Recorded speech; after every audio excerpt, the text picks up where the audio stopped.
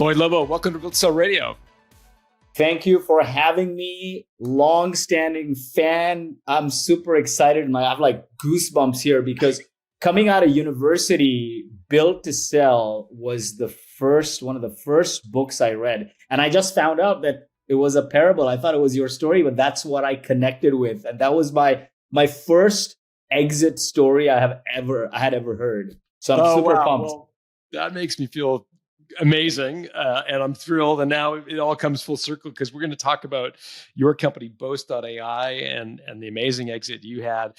I want to get into the story though, because it doesn't start as a high flying tech company. How did you get in the business of R&D tax credits? Like, tell me the story. How did this start? Globally, hundreds of millions of dollars given in R&D tax credits to fund businesses, cumbersome process, long time to get the money, and prone to frustrating audits. So we said, we'll streamline the process and very simple. We'll get you more money faster for less time and risk. We'll take over the headache so you're not messing around with your important staff to put these reports and everything together.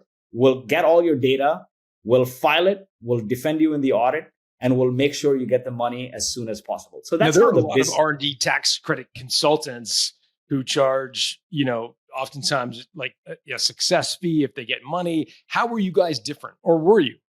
To be honest, we were just starting out. We hadn't put like a line of code in. The goal was, can we get customers? Right? I firmly believe now. I had only worked at startups before. So after graduating, I worked at a startup making cold calls. Then I moved up the ladder from making cold calls to head of growth and marketing and product. And I only saw those startups fail. Every single one of those startups failed. They didn't work out. So we're like, why don't they work out? What is a common path here, which is considered conventional today in Silicon Valley, is you have an idea, you go raise money, and then you build something and then you sell it. But traditional businesses, which is 90% of the world, we don't have the liberty to go and raise money to then build something to then go and sell it. We're based on getting customers who pay for it. We're based on building profitability right from the get-go. So we said, why don't we just do that?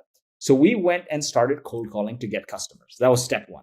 We started picking up the phone and cold calling people. Nobody would talk to us, man. Imagine you got two guys who they had never heard of competing with big four accounting firms and so many consultants with years of experience. But the one thing we had a lot of relationships in tech in Silicon Valley as a function of running around. And so we said, why don't we just bring people together? We need advice anyway, as unsuccessful founders. Tactical advice on how to get first customers, how to get your first employees, how to build your marketing team. We need this tactical advice. And at the time, podcasts weren't really popular in the tech space, in the entrepreneurship space. Conferences were talking very high level, aspirational things. They weren't talking tactical stuff. So we said, why don't we just invite the people we know, successful entrepreneurs, to share this knowledge, but not only share it with us, we'll also open it up to the community. So we'll invite other people. So we invited one founder to give a talk on a specific topic at the co-working space we were working out of. We invited people, 10 people showed up. Now, there's a great learning there because those 10 people who showed up, we didn't try to sell them anything, but they walked away a great deal learning from the experience from that entrepreneur, right? Like we're doing this conversation right now, plus then having one-on-one Q&A with them, asking about your queries, your questions, your issues. So this has nothing to do with R&D tax credits. This is like on the side. You guys are like ADHD. Like on one, you're like doing R&D tax credits, but then you're doing an event. Like what? Like how? Like okay. So was this a sort of side hustle, the event, or was it? How did it kind of coordinate with the R&D tax credit stuff?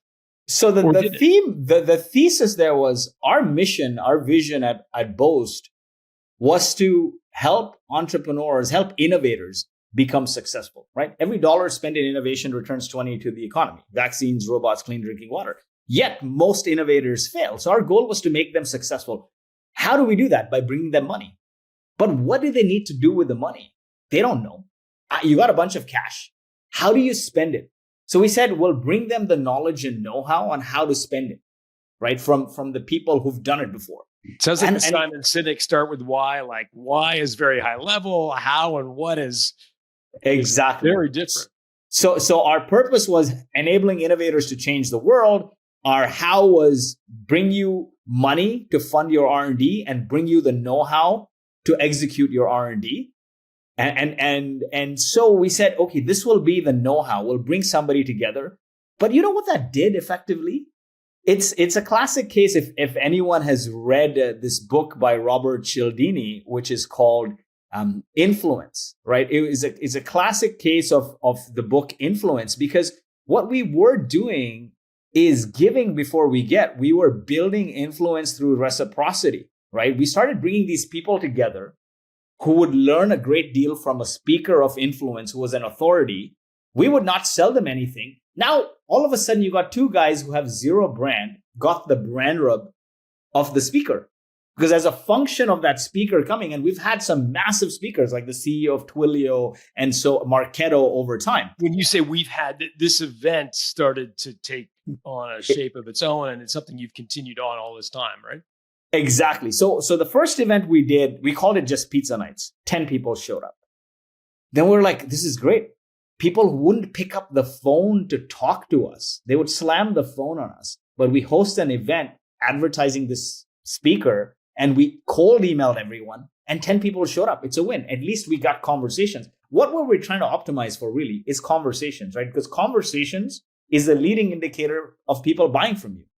Right? But how did you guys finance the growth of the event? Because I guess 10 people in a co-working space, it's cheap and easy. We already we were paying for the co-working space, right? Already, and we booked we booked the small event space, the meetup room, for free, and we financed pizza. 10 people, like $30 a pizza. Okay, so how does it go from there to like how does I need to go from the event to the R&D tax credit stuff? Like, how does that? So that event was successful. We got a whole bunch of conversations. People figured out what we did, and they're like, hey, these guys are good guys, right? So it filled our pipeline a little bit as a function of bringing people together for that event. Then we started doing more events, and consistency is key here. We kept doing these events, and every time, like from 10 people, word of mouth would spread. 20 people would show up, 30 people would show up. And finally, we end up doing this one event where 200 people showed up for a typical 20-30 person co-working space meetup. And they filled, like we had to move apart the tables and everything. We hijacked the whole co-working space. And then the GM of the co-working space is like, guys, you guys are now running a full-blown conference in the co-working space. You can't do this. That evolved into our community called Traction, which is bringing innovators together to learn from one another to grow their businesses. That evolved and took a life of its own. Today, we do major conferences in different cities. We do meetups. We have a podcast. We have a YouTube channel. But all of that started from these meetups. And you know what's funny is when we were doing the deal with the Radiant Capital, with the growth equity fund, there was one chart that showed our revenue going up and to the right to 10 and another chart showing the number of events we did. How did you go from, so the conferences are thriving. I get that. They're growing. Take me through the creation of both the AI enabled R&D tax credit tool. Like, explain that story. Definitely. So the first step was getting 10 customers. By the end of the year, we had 20 customers. You're doing it analog. You're submitting. We're doing this manually. Like, it's called Wizard of Oz, right? You present that you have some technology or promise of technology, but behind the scenes, you're doing it very manually. And this is really important, because the thing is, if we went and built software on day one, and if nobody wanted it, we couldn't sell a single customer, or we couldn't figure out the workflow, we would definitely burn through a lot of cash and we would fail. Now, what did this cost us? This cost us maybe a few $100s in pizzas and a cell phone bill. And we were manually doing this. And that was the thing, right? So we used that strategy to effectively bootstrap almost 10 million in revenue. We had a couple million in revenue before we wrote a line of code. And if you look at it, UiPath, which had one of the biggest IPOs, that's how they started. Basecamp did this as well. Is like sell a service. It's a bad word. I'm assuming you're characterizing the entire R&D tax credit as revenue from which you get a percentage. No. When we did the fundraise deal, that's what we were in terms of our revenue. I see. Okay. And what was your split on the tax credit?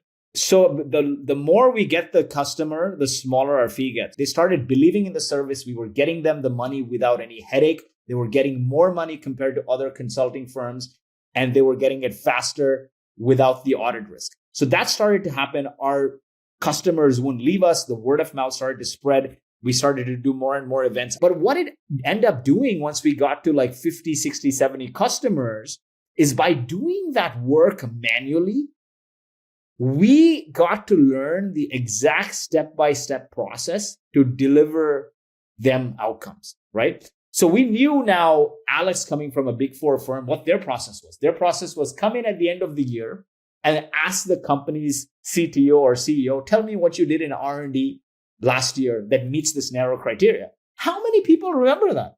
Nobody. I can't remember what I ate for lunch yesterday. How am I going to remember what I did in R&D, especially as a busy CTO or CEO? So that was the process. That was the process over and over again.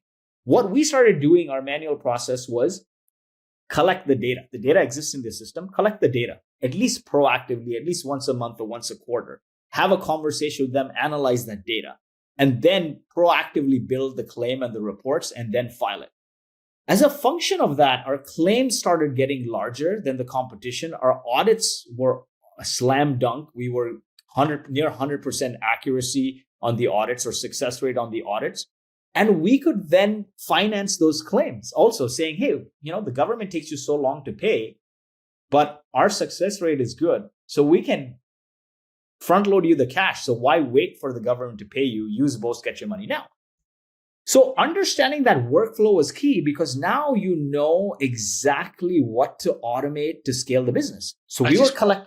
I just want to pause for a second, Lloyd. You mentioned something interesting, and I want to double click on it. You said that you started to finance these deals. So traditionally in R&D tax credits, as I understand it, there's a consulting project. The consultant comes in, they file the paperwork.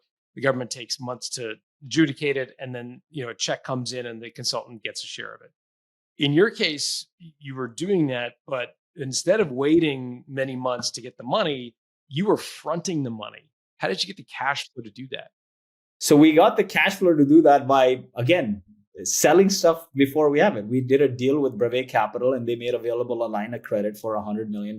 Now, the benefit of that Brevet deal was it happened almost in parallel to our growth equity round, which was about 26 million or so with the Radiant Capital guys. So that social proof led to it. But we had a lot of customers, and our insight and the technology we had started to build and scale was giving people, lenders, the confidence that these guys can underwrite R&D claims. It's now at a point where plug in your tech and financial stack to Boast. Even before the end of the year, as you use it every month or every quarter, we'll tell you what you qualify for and we'll front load you cash. So you're getting the money 16 months ahead of getting it from the government. So when use Boast. Go from a analog filling paperwork to Boast.ai.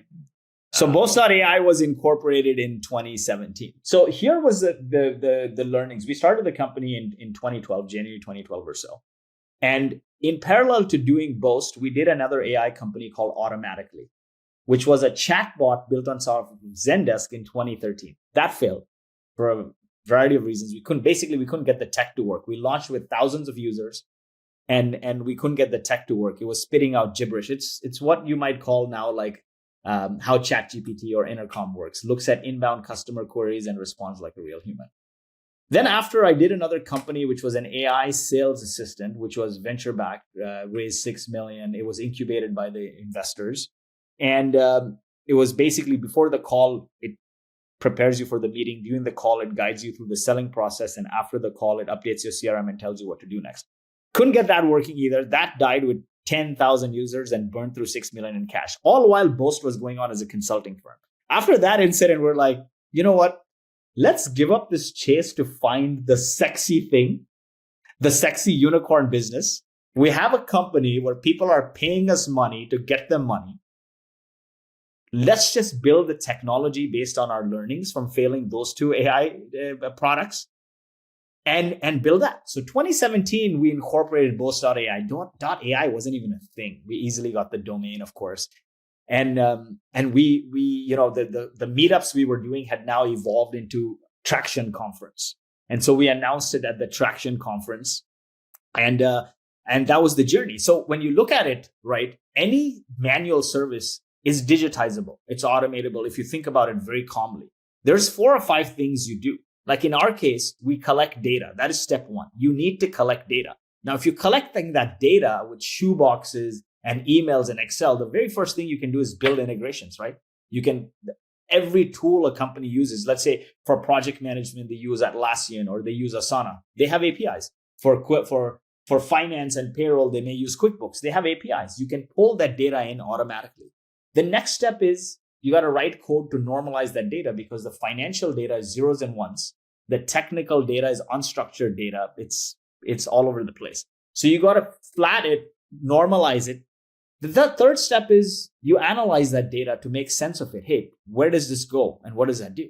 And then the last step is you apply workflow. Okay, now this data goes in this field and this box and this calculation, right? There's 4 steps. Data integration, data normalization, data analysis, and workflow. If you think very calmly. Now, if you look at the steps we were doing, I mean, we come from an engineering background, but we were doing this manual work. What was step 1? We were collecting this data manually. Big 4 accounting firms were coming in few months before filing after the end of the tax year. We were going monthly, quarterly. So we're like, how do we now make this data collection real time so we're not badgering them via email and phone calls? Bingo. Just give them a front where they plug in and integrate their systems, and we'll pull the data in automatically. Okay, now we got to normalize that data so we can make sense of it. And now based on that data, we know who worked on what projects, what project mapped to what payroll entities, and what they are, what qualifies, what doesn't, based on proprietary algorithms we wrote. And now we're like, the next step is what forms to fill and where to file it, right? And what the IRS or CRA gets is a nice audit log that's systematized and compiled. So now we had this underwriting system built. Based on this underwriting system, we're like, what is the success rate? Hundreds of millions of dollars dispersed to companies at a 99% accuracy. And we have all the data on each of these companies in our system. So you don't have to comb through Excel and whatnot. So when we showed them to 𝙬𝙊𝙇𝙇 Capital, which is a multi-billion-dollar debt fund, they were like, yeah, this is a no-brainer. You're selling like $100 bills for $10, $20, and companies want their money sooner. They don't want to wait 16 months to get it from the government. This is a low-risk thing because it's a government-backed security. So why wouldn't we let? They gave you a credit facility which enabled you to tell your customers, look, we can get you the money up front. Faster. Exactly. So that makes sense. How did your business model, in addition to funding the, fronting effectively the cash, how did your business model change when you moved online? I mean, did you charge customers like a SaaS model, a monthly fee for access to the platform, or is it still just a commission effectively on what you submitted? So we always operated with the assumption that customers are looking for an outcome. That was the impetus for the business. We make money when you make money. So we kept that business model. Even when we added in the lending piece, we baked it into that fee. So they're paying one fee, they're dealing with one person. And it's recurring. Like, I look at it as usage-based pricing, which has taken huge effect right now, right? So if you are proactive with the customer in identifying their R&D proactively through the year, that means their claims will get bigger. And if you can front load against those larger claims, that means they'll spend more money in R&D. As a function of that, every year they spend more and more on R&D, and their R&D claims get bigger and bigger and bigger, and they're locked in, right? Integration is one great way to build a moat around your company. You make it sound so easy. Were there other competitors doing the same thing? The best part is, this is what I love about chasing unsexy businesses. The number of people who said to me and Alex that, man, it's too manual. It's a service. Like, it's so labor intensive. How are you going to scale? And I always say, like, ignore the naysayers, right? Don't build somebody else's definition of success, particularly some investor who's never started a company, doesn't know the sacrifice of blood, sweat, and tears. So there were no competitors? We didn't come across any competitors, but once we announced the fundraise, there were a couple of startups that came out of the woodworks and raised money. But so there weren't any competitors doing what we were doing because everyone was doing it manually. And this is the beauty of unsexy businesses, right? Like, it's in an industry that people think is very small, and it's largely manual, and it's in a regulated industry. So this is how I personally like to attack businesses. It's in a boring, unsexy industry. It's a recurring need. It's largely manual. And if it's regulated, even better, because like the big four accounting firms chasing it. So that was the beauty of it. And we didn't find any competitors. So we created the market of R&D tax automation, and a lot of articles about us written in the space, because we went from saying, hey, why do you chase R&D tax credits to fund your business? So why wait to fund your business? Use Boast, get your money now. And I love it. It's amazing. So that was the market we had created, basically. So tell me about what triggered you to do the Radian deal. Was there something that caused you to because I mean, it's almost a license to print money. Some people might say, well, why did you sell a portion to an outside firm? What was your decision making there? So what happened was, and this is what I say, this community we build, and I talk a lot about building community for your business around your ICP, is how the Radian guys came. Because as a function of hosting these events, a lot of VCs would come to our events. Now, one thing Alex and I aligned on is we didn't want to take venture capital because, one, I had only been a part of failed startups before, right? And I've seen, because I've had board purview at every one of them as being on the growth leadership team, being a head of sales or head of product. So I'd seen how it went and how stressful it gets. And what my wife had always told me was, Lloyd, it's been a huge struggle for you guys to finally make money after multiple failures. Like we did Automatically, that failed. Did 𝙁𝙊𝙐𝙇𝙇, that failed. Then we did an events company because we were doing events and we were really good at it. We had a co-founder who ran away with all the profits, $250,000. He locked us out of our accounts. And he announced a new conference in a different name to our list. Our only respite was because he took that money to announce another conference and paid vendors, we could file an injunction on him. We end up walking away after paying lawyer fees, $50,000 out of that $250K paid in installment over 6 months. Like the money, it didn't even feel like anything. So finally things started to get good at Boast and we were making money. And then the VC interest obviously starts to come, right? Because more and more customers use you. And my wife always maintained one thing. If you build another zero-sum game and it fails, you're getting a job at like a Salesforce or Oracle or some, S&P 500 stable company. I can't keep paying the bills. I can't keep paying. That was the directive from on high. That's like the directive. She's like, I've been working since residency. You started the company since I was in residency. It's been 10 years, one after the other, failures. Living in the Bay Area is not cheap. You're going to have to find a job if you build somebody else's zero-sum game. On the other side, Alex deeply cares about control and optionality and being in charge of his own destiny. And he's been anti-VC from the beginning, because also we see it through the guts of thousands of companies. So we know when things are great, you hear about the stories. You don't hear about the stories where things go bad. Yeah. So Alex was against it. And so then the pandemic hit. And when the pandemic hit, we got paranoid. 2 reasons we got paranoid. One, our biggest growth channel, which was hosting events, just died. We used to host a lot of meetups, in-person meetups. We had a conference, our conference attended by thousands of people. And then during the pandemic, there was one open window. I think it was in June of 2020, where they started to open up events. And we hosted an in-person event.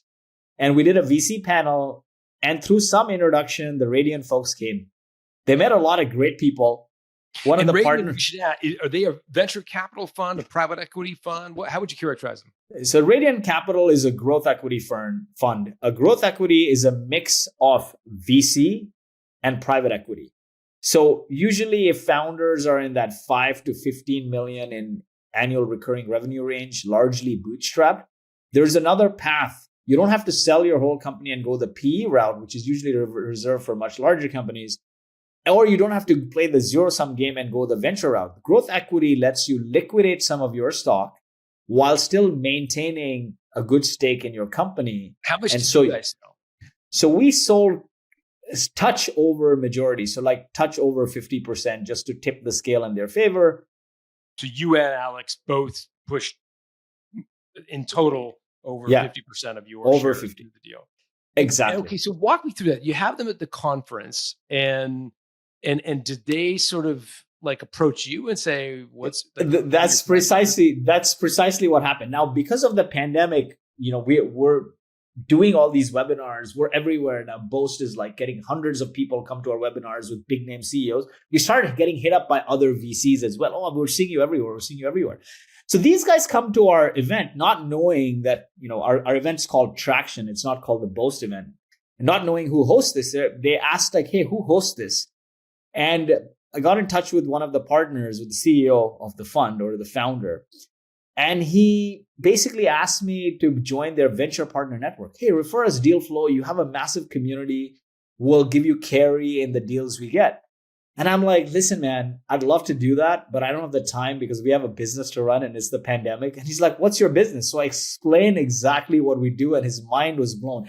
Up until his mind was blown, I had never thought of it as like a business that anyone would want to buy a stake in, although we get hit up by investors all the time. What was it that made him, what was it that made his eyes light up when you described the business? Basically, he's like, what do you guys do? I said, hey, there's hundreds of billions of dollars given in R&D credits to fund businesses. It's a manual, cumbersome process that's done by big four accounting firms who chew up a lot of your time and take a lot in fees. We automate that process. We remove data automatically from your technical systems and financial systems. We file it and we make sure you get the money faster than the government would pay you. And we take a percentage for it. And he's like, what? And how does it grow? I'm like, every year they spend more money in R&D as a function. We get paid more. And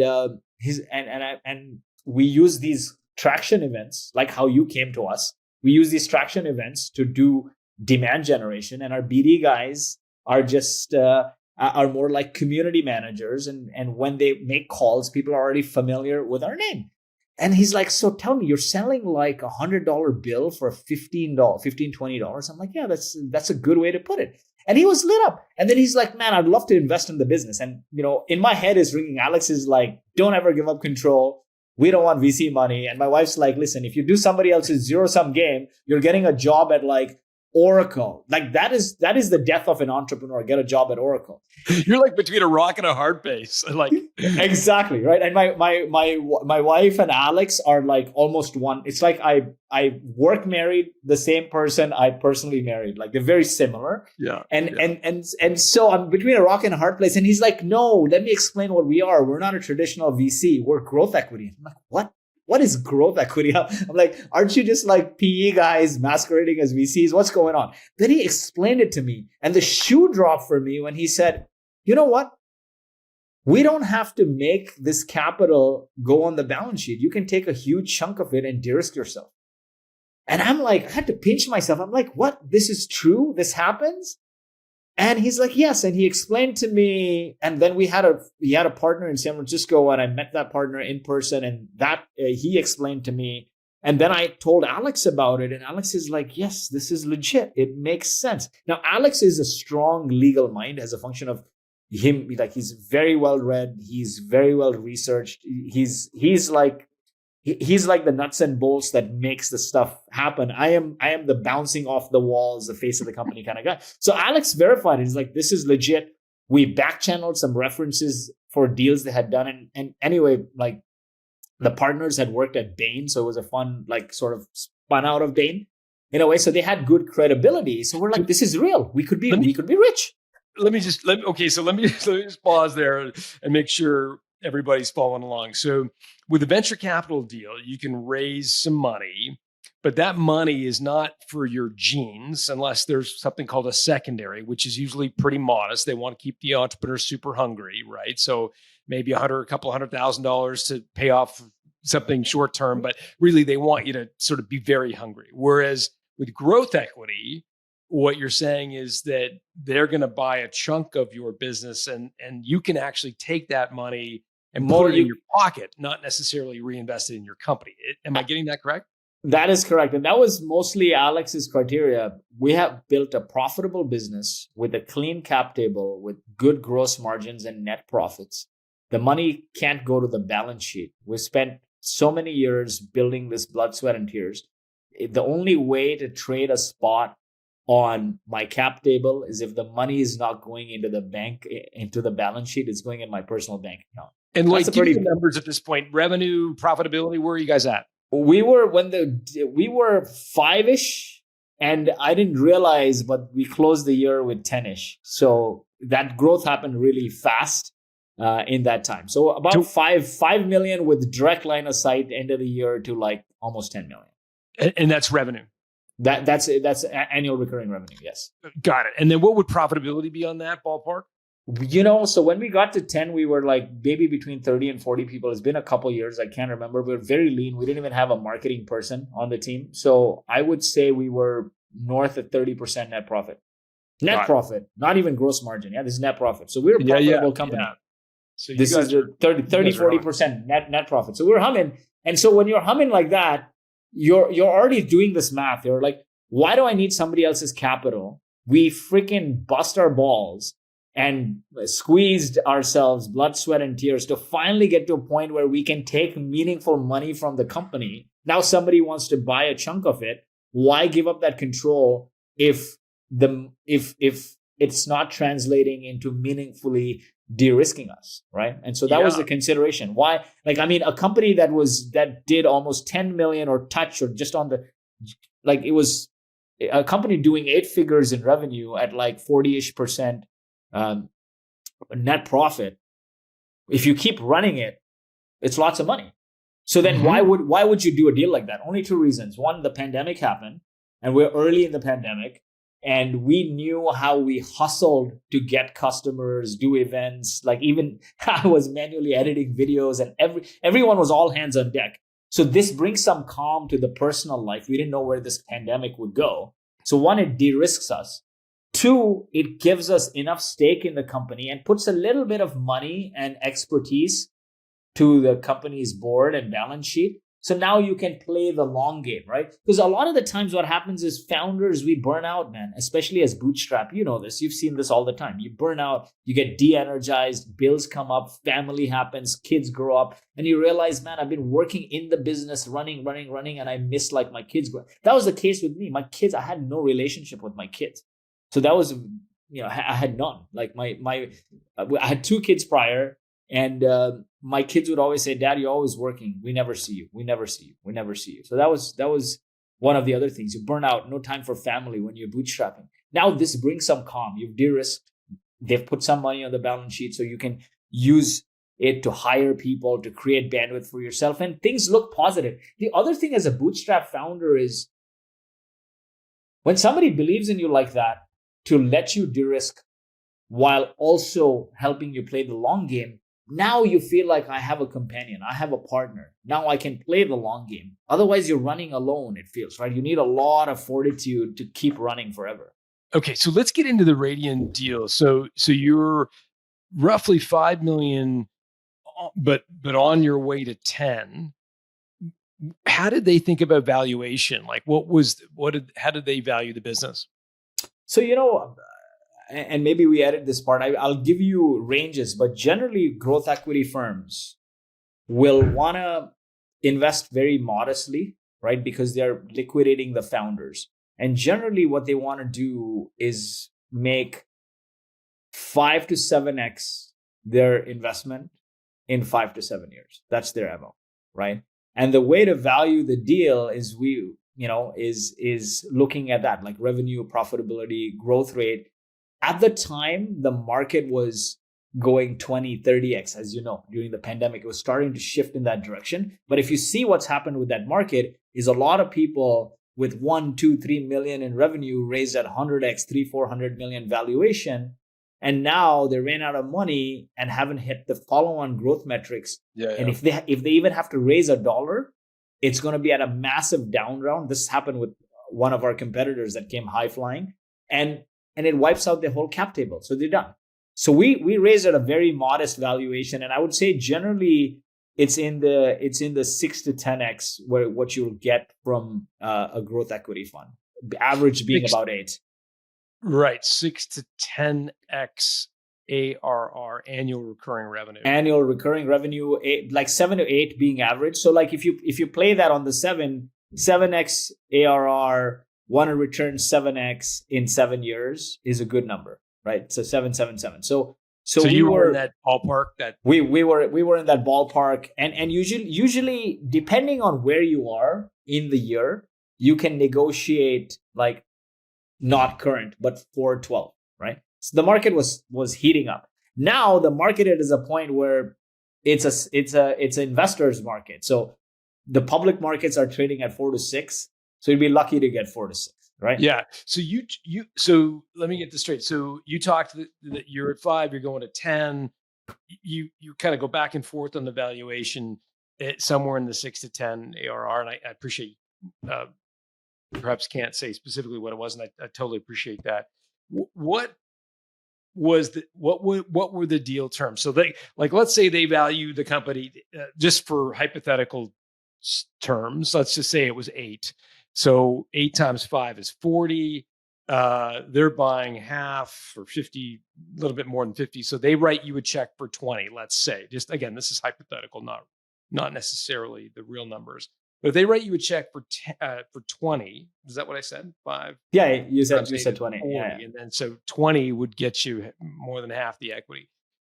Do you and Lloyd just divide the 20 in half and put it in your genes, or is there some expectation that part of the 20 is put on the balance sheet? So we were very profitable.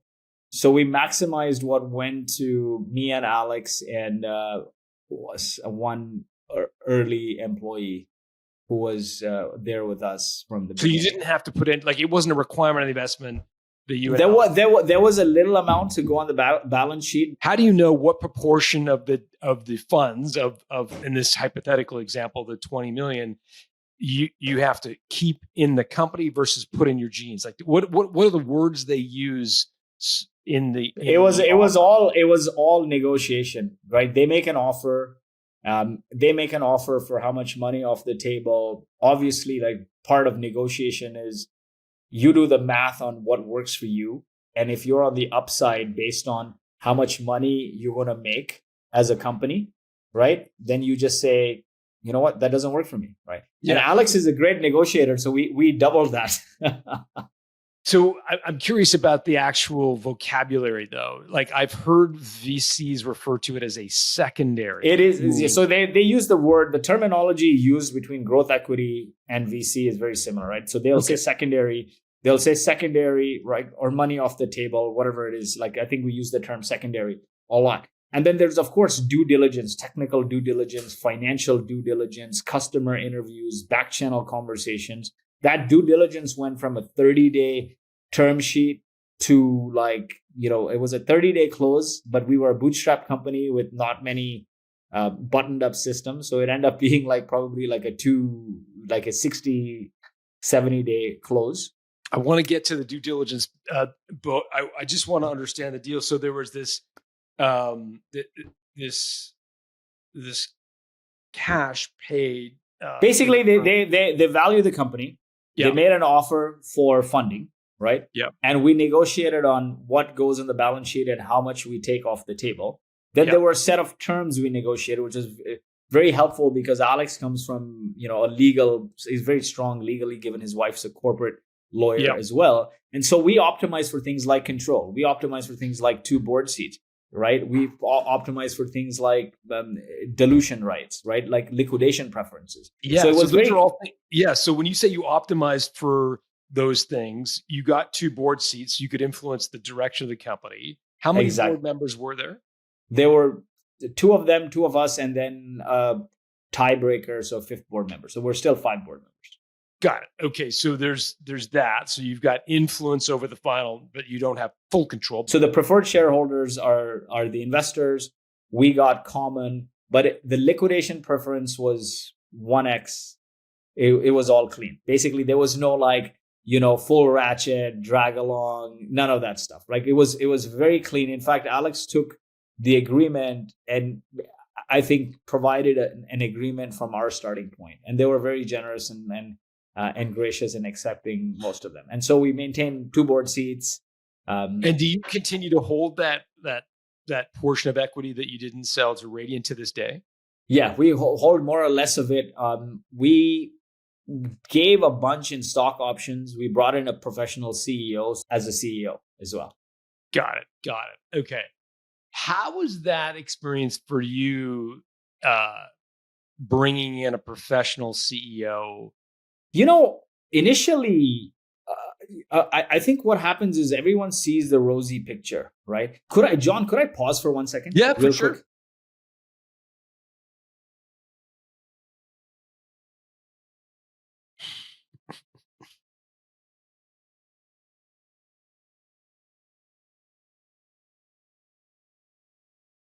Yeah. So the one thing that everyone talks about is the TechCrunch article, the rosy picture, and all the wonderful things that do happen.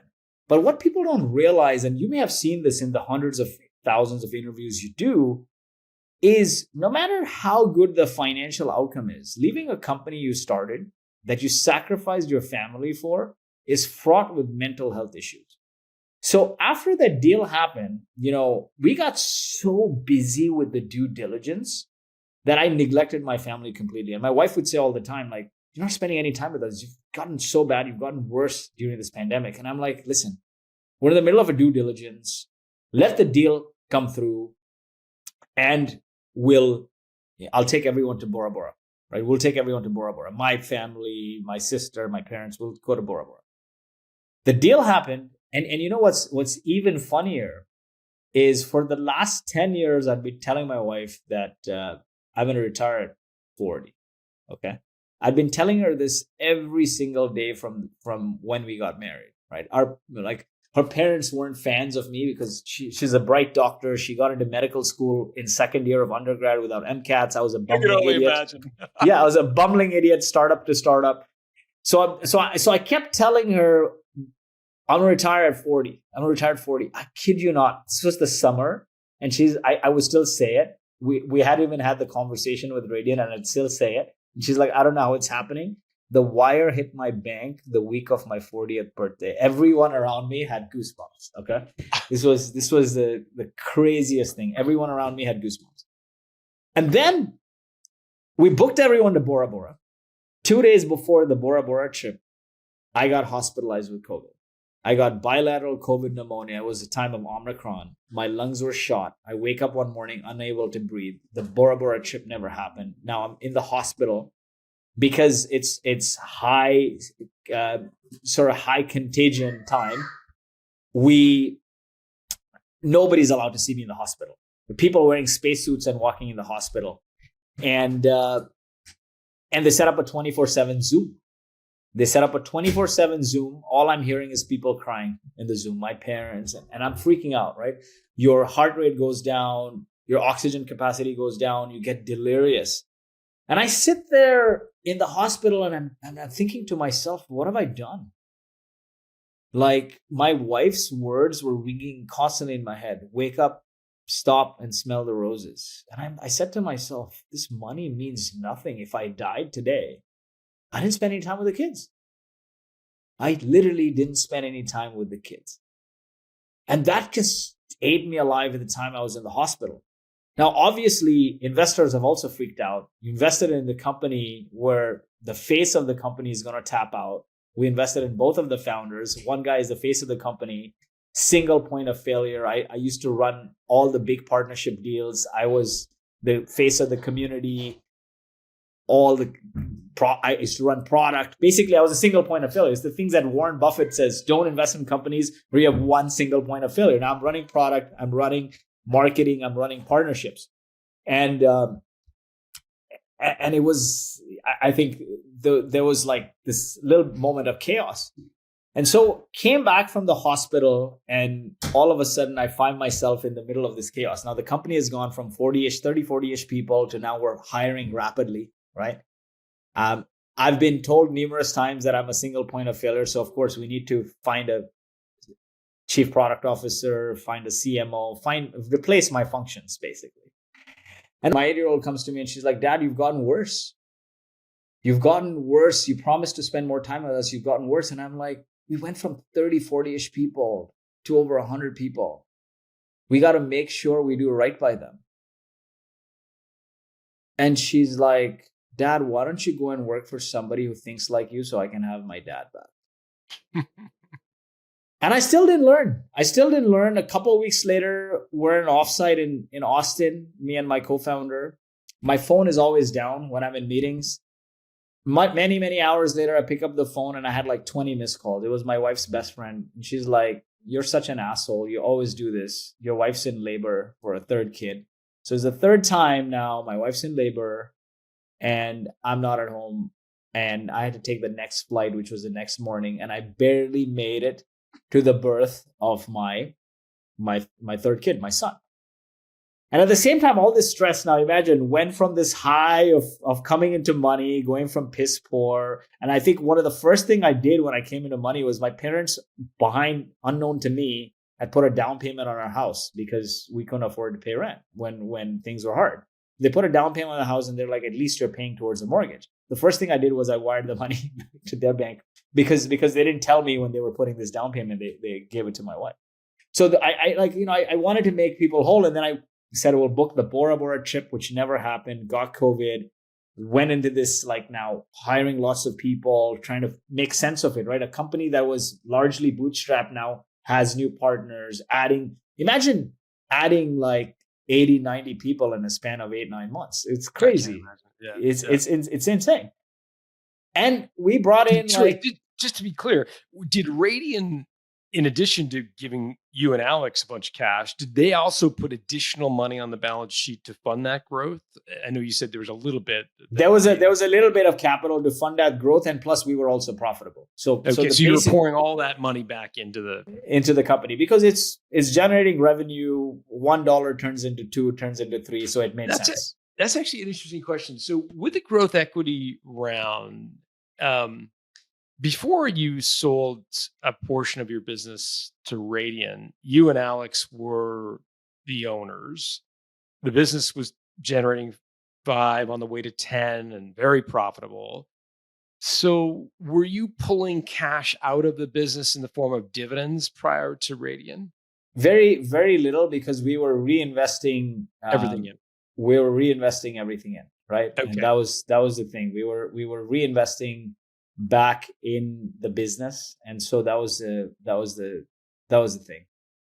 Okay. Right? And then as part of and again, this is my naivete coming through, or ignorance about growth equity, but when a growth equity player invests, does that limit? Yeah, it would, because they were now the majority shareholder. I'm trying to think of, like, could you and Alex started to pay yourself dividends? That would have presumably been vetoed by the majority of the board because there's 3, and no, we couldn't, because when we did that deal, and a function of us taking that much secondary was we're signing up for a big outcome. Now the goal is let's go full throttle. We've de-risked ourselves, so we don't need the money. Paid more taxes than we needed to anyway. Let's grow the business. Let's be all hands on deck. And now grow this thing from 10 to 50, right? In the next 5, grow 5 to 7x in the next 5 to 7 years, right? And you say you couldn't because you had signed up to grow the thing, you de-risked. I'm just curious. I'm just wondering, is that you couldn't a legal commitment or a moral commitment? I understand it's a moral commitment. Like, you don't take Radian Capital's money and then start. It's a moral. I mean, you can pay yourself whatever, but there's a board, right? And when there's a board, and they've got it. Yeah. The board, there's a board, and when there's a board, there's a compensation committee, and things need to get approved by the board. So you can't just make away with the cash that comes in, right? And again, you had a board structure so that you had important influence, 2 of the 5 seats, but not control. So you couldn't just pay yourself dividends whenever you want. Got it. Okay. That makes a lot more sense. And I'm starting to became more educated about this growth equity stuff. But it allowed you to put some money in your jeans and swing for the fences, which you did. Yeah, definitely. So it allows you to de-risk yourself while still playing the long game, right? And so now the goal is like, hey, we were 10 a couple of years ago. Can we grow to 50? Can we grow this thing to 100? I very well think we can. And then the company also evolved, right? So looking at that journey, the vision was enabling innovators to become successful, enabling innovators to change the world by giving them the money to fund their R&D and by giving them the know-how to accelerate their R&D. So how the product went was doing the tax credit claims manually to then doing it automatically, then saying, why do you need to wait for the money? We'll give you the money now. And then now the next set of products is, we have your technical data and we have your financial data. Now we can give you a unique set of analytics that nobody does.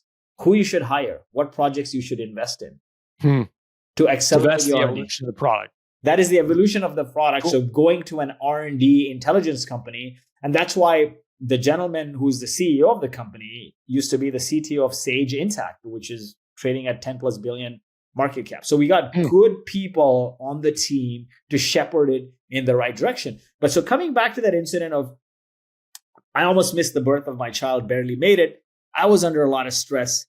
I became this insufferable character because all of a sudden, I realized that I'm a 0 to 1 guy. I couldn't work with big company execs because in my view, I was a very tactical person. I was a generalist. I was a jack of all. And hiring people to hire people to do the job was something I looked down upon. I'm like, why do you need process, right? Because think about it this way. When you do a deal like this, and if you are heavily bootstrapped and you are hustle mode, imagine our marketing was making its own revenue. That's how hustle and lean we were through doing conferences and events. Now, all of a sudden you went to marketing, to investing in ads, to head of product, to CTO. You have all of this. And I'm thinking, man, I used to do all those roles. Why do we need to spend all this money? So effectively, as a bootstrap company, as a startup, you're a pirate. You stick elbows, you're pulling punches, you're getting things done, you're executing. You're a pirate. Over time, to be this IPO company, build this 100 million revenue business that eventually becomes $1 billion company, you need to transition to being a Navy. I wasn't ready to make that journey because think about my experience graduating from being that cold caller after engineering. I only ever worked at startups that never made it. None of the startups I worked at ever hit the revenue that we did. So that was my habit. That was, I guess my muscle memory is sticking elbows and poking fingers to get the job done. Hustle by any means possible. And now I started seeing these Navy people coming in from big companies and they had a certain process. And all I saw was, oh man, too much process, too many slide decks, too much written down stuff, and execution is going down, right? And I started to see, and I started to bicker and banter with them. I became insufferable, basically. And I'm gonna give you the reality. No matter how good the financial outcome for a founder is, if you've sacrificed your life and your family and you've built your identity around this company, you're going to be insufferable. It's fraught with mental health issues. And there's a saying by Osho which goes, all of our troubles, all of our worries are nothing but attachment. I was too attached. And so I ended up in one board meeting where I I just pitched firing all the execs. I pitched firing. I'm like, should fire all of them and all of this stuff. And the board director was, listen, you've had a very difficult year. You've had a very difficult year. You went from going, pandemic, growing the business, the due diligence, to then almost dying of COVID, now hiring so many people. And you just had a baby. Why don't you take a paternity leave? And in 6 months, we'll figure out a role for you. When you tell a founder that, the writing's on the wall, right? So that day I go home and I hug my wife for like 10 minutes straight. And I just weep like a little baby. I just cry, man. I cry my eyes out. And I let every emotion of the last many years just pass. And I then say, I'm sorry. I apologize for every time you needed me and I put the business first. Every family event, every vacation, every trip, every kid's activity, I put the business first. Today, the business doesn't need me and you're the only person left standing here. And despite having all that money, the journey after that was I got drunk, I became overweight, I got depressed because I felt I all of a sudden lost my tribe. I felt I wasn't good enough. I felt like an imposter. And one day, I think 6 months had passed. I got drunk, overweight, and there's a LinkedIn post I made about this that went viral. My before and after transformation, I was unrecognizable. And she comes to me. I saw the pictures online there. We'll link up to them in buildsell.com. They're great and not great, but they show quite a transformation. And she looks at me and she's like, "What have you done to yourself?" She's like, "You had a second chance after the COVID experience and you still haven't learned.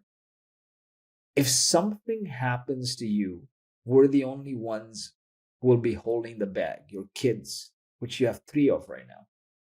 She's like, "The glass is half full. You're sitting here moping that you no longer get to fulfill the vision you had started. You're no longer in the company.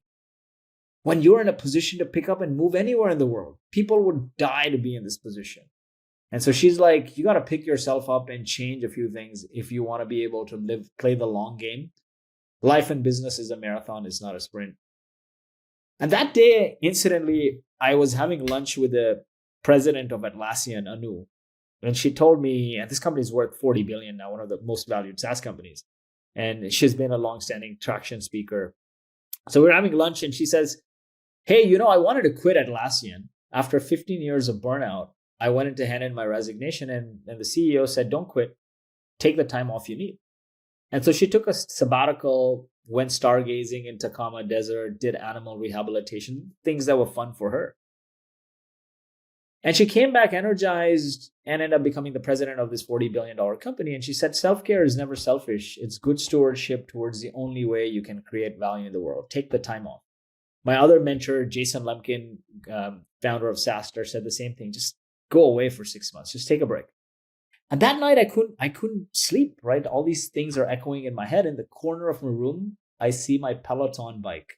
Sure. The bike had turned into a makeshift towel rack. There's so many clothes in there that was unrecognizable, right? It becomes, again, you don't even pay attention to something. It's like a chair. It's like a piece of furniture.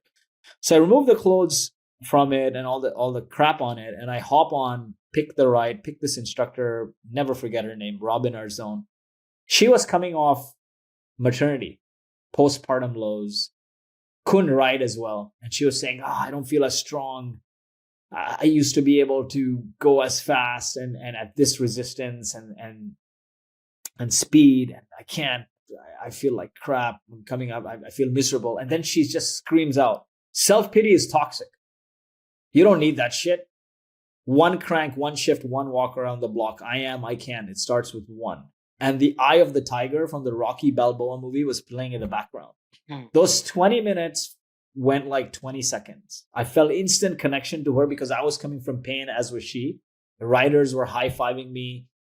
The streaks were calculated. One ride turned into 2, 2 turned into 4. And next thing you know, combined with my wife's, the glass is always half full, turned into a ritual. Wake up, thank the good that happened in my life the day before, bang out as many push-ups to Eye of the Tiger, hop on the Peloton, and my journey to transformation happened.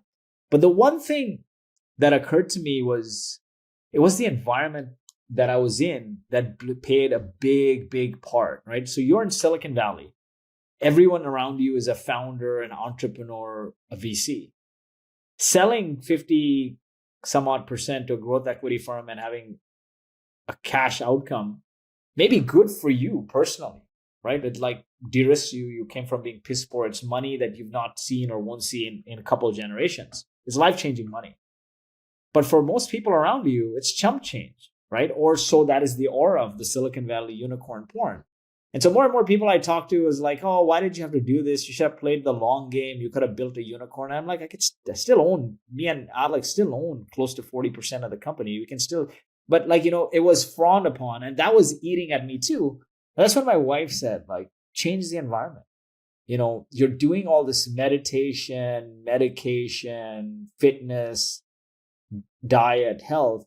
but it's like a coping mechanism to some trauma that's holding you back. And until you're in this place, because this has been your whole career working for startups in Silicon Valley, let's eject. Let's go somewhere where people think about life and work very differently.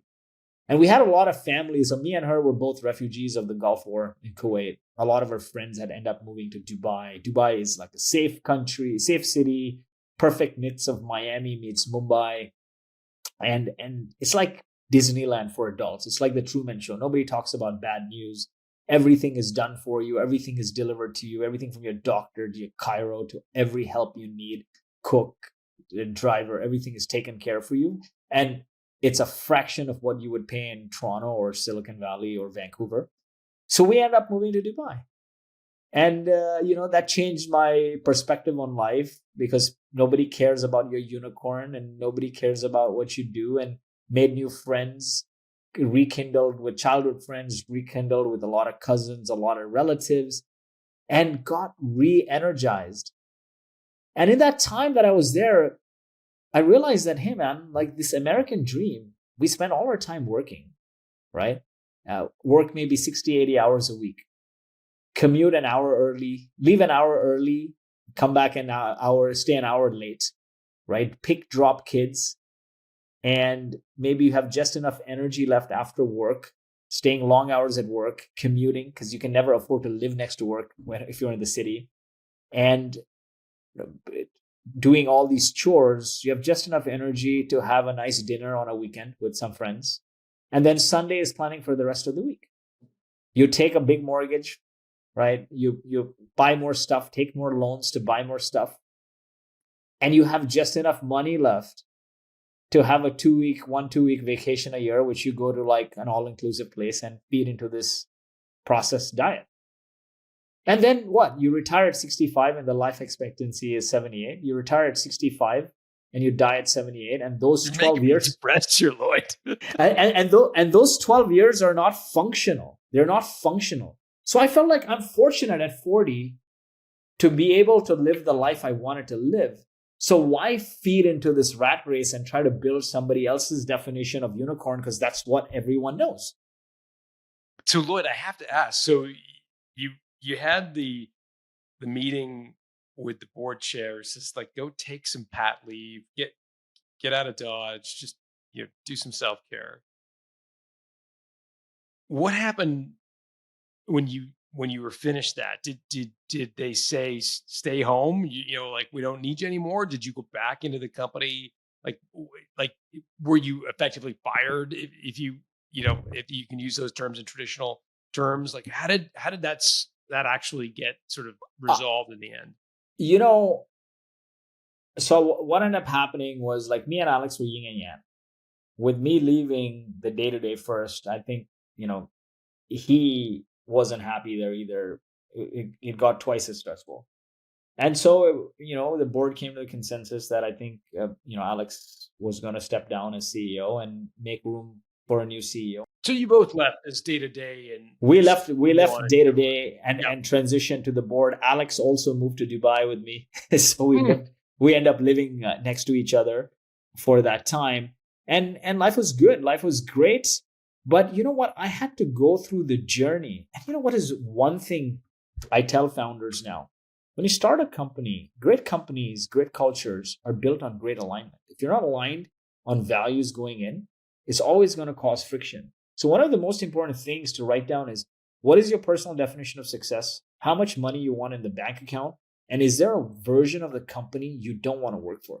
These are very important to write down, and many founders, they don't write it down. But you're in it for some definition of success, right? To make money, to live some life at some point. It's not charity you're doing it. You're not trading like blood, sweat, and tears for charity. You want some outcome, write it down. But most founders are shy or bashful to write that down. They feel like, they're going to be looked down upon, right?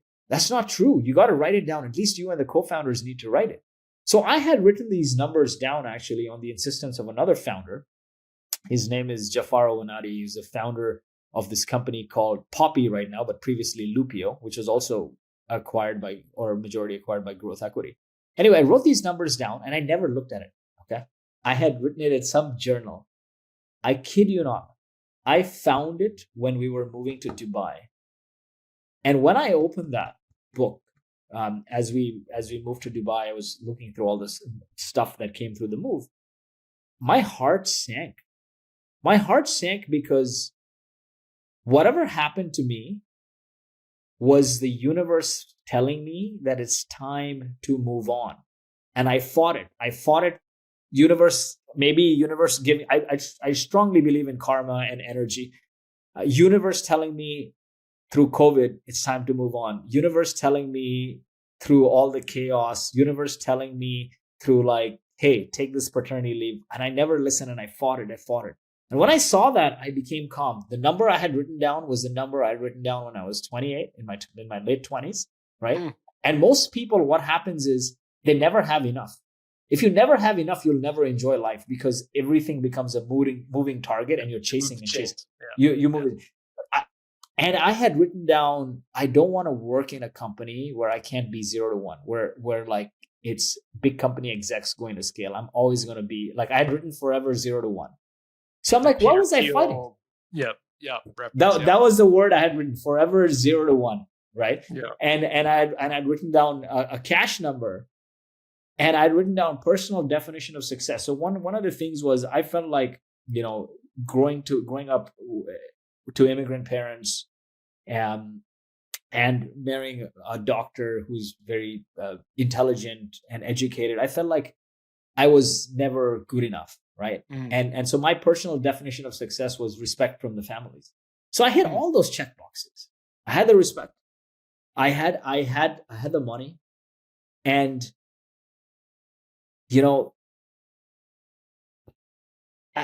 there was a version of the company I didn't want to work for. I genuinely wanted to be in a small team, 0 to 1.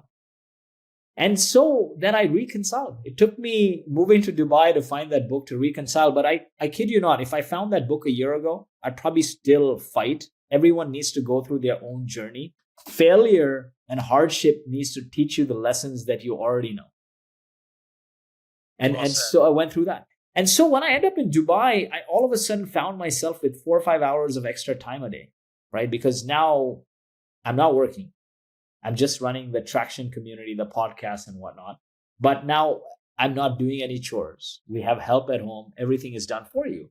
So I sat down. I'm like, how do I use my time to help people? Like, what do I do? And as I sat and thought very deeply, I'm like, there's one thing that's been very constant in my life. It's the community. I was a refugee of the Gulf War, where the security had lapsed and the people in the country came together to evacuate the country to safety. What is community? Somebody has an aspiration or a goal, looks around, other people team up, and a grassroots movement forms to hit that aspiration or goal or help each other. Every building, this is a time where there were no cell phone. There was no internet. Every building became a sub-community. My dad was an executive chef, so he said, I'll organize food supplies. Somebody said they'll organize security. Somebody says they'll organize like water or cleaning supplies. And then they would communicate with buildings, and the word of mouth spread, and it became this grassroots movement to evacuate the country to safety. And as we sat on that bus, this rickety bus going from Kuwait to Baghdad to Jordan to the refugee camp, on this highway of death, buses were bombed, people were lying dead. I look around the bus, I may have been like an 8 or 9 year old. All I could see was adults, like my parents, my uncles, everyone, singing and laughing and playing the guitar. And I said to myself that day, it's neither the destination nor the journey. It's the companions that matter the most. You could be on a shitty journey on the way to hell, but great companions make it memorable. Your companions can make you feel like a rock star, no matter where you are, or can make you feel like a peasant, even if you have tens of millions of dollars. So that was realization number one. When we bootstrap Boast, we leverage the community we built, those pizza nights that turned into a traction community, to bootstrap to 10 million with no marketing person. Then when I got depressed and I had hit rock bottom, it was the Peloton community that brought me back to good health. And I said, what could I do is, why don't I write a book chronicling the journey of communities and why every founder and every company needs to build a community of its own. It can not only be your best word of mouth channel and customer service channel, validation, your best brand builder, but it can be your tribe, right? Brands of yesterday were built on what they told the world about themselves. Brands of the future will be built on what the community says about them. If you look at it, yesterday's innovation is always today's option and tomorrow's commodity, right? The GPS, you couldn't get your hands on it. Then it became an option in the car. Now you have CarPlay. It's a commodity. It's everywhere. Yeah. But communities can never be commoditized. And the book, From Grassroots to Greatness, 13 Rules for Building Iconic Brands Through Community. Am I getting the name correct? Right, exactly. 13 rules to build iconic brands with community-led growth. I'm everything I am because of community. Community is how we met the investors. They came to an event and, yep. luck was engineered. I truly, a lot of people say, oh, we're self-made. Luck and risk are two sides of the same coin, right? And if they didn't coincidentally happen to come to that event and that deal didn't happen exactly when it happened, if we waited for May 2022 when everything crashed, we wouldn't even get a penny. So luck plays a huge part of it, right? So the best thing you can do is put out good energy and good karma out there, help people, pay it forward, be there for the community, build a community, and luck will find its way to you, is what I say. Well, you've certainly paid it forward today, Lloyd. We will put the book, a link to pre-order in the show notes at builttosell.com. You also have a very vibrant YouTube channel, a podcast. Traction is the name. Where else can people connect with you on social? What's the best place to learn more about you? Definitely. I'm LinkedIn is my home. I'm not on any other. So I recently signed up for an Insta. I'm not active on it. I use LinkedIn for personal, professional. I share my life is an open book, like from my mental health journey to bootstrapping, to building community, to fitness journey. I share it all on LinkedIn. My name is spelled differently. It's Lloyd with an E. So 𝙁𝙊𝙐𝙇𝙊𝙁, Lobo. So search that on LinkedIn, add me or follow me, and my DMs are open. So I'm an open book and happy to help. And then on the podcast, just search on Spotify or Apple, Traction Podcast, and you'll find me. And on YouTube, search Traction Conference, and you'll find us. And that's the way to stay in touch. And I truly believe in paying it forward and giving. And I want to leave people with this: if you help enough people get what they want, you'll get everything you want. It's a quote by Zig Ziglar. But before I even knew Zig Ziglar even existed, my mom grew up in the slums of India in Mumbai. They made a movie on it, Slumdog Millionaire. And she had 9 siblings. And every time I'd go there to visit in the summers, I'd tell my grandfather, like, you got 10 kids, but you have some random strangers staying in the house. Why is that? Mumbai is the New York City of India. So, people from villages and whatnot to make it would come to Mumbai, and inevitably some friend or distant relative would find his place in my grandfather's house. And my grandfather would always say, the only way to create abundance in your life is to give without expecting anything in return. So I think that DNA of community was imbibed in all of us. Today, obviously, none of his kids are in that slum in Mumbai. Everyone is well off. And I am reaping the karma created by that great man. And so all I can say is that the only way to create abundance in life is to help people without expecting anything in return. Gratitude is the lottery ticket there. Well said, Lloyd, and we'll edit there. We will put Lloyd's LinkedIn profile, everything traction related, the book in the show notes at builttosell.com. Lloyd, appreciate you doing it. Awesome, man. Take care.